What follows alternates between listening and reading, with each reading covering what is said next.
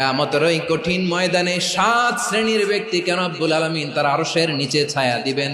তার মধ্যে প্রথম শ্রেণীর ব্যক্তি হলো ইমামুন আদিল, যে ইনসাফের সাথে বিচার করে, যে জাস্টিস সমাজে সার্ভ করে, যে সুশাসন নিশ্চিত করে, ওই ইমামুন আদিল। আদিল শব্দটা বুঝছেন না? ইন্নাল্লাহা ইয়া'মুরু বিল আদল, পাইছেন? আদিল। 7 শ্রেণীর ব্যক্তিকে আল্লাহ তাআলা সুশীতল আরশের নিচে ছায়া দিবেন, যেদিন তার দেয়া ছায়া ছাড়া কোনো ছায়া থাকবে না। এর প্রথম হচ্ছে ইমামুন আদিল, ন্যায়পরায়ণ শাসক। চিল্লায় বলেন সুবহানাল্লাহ।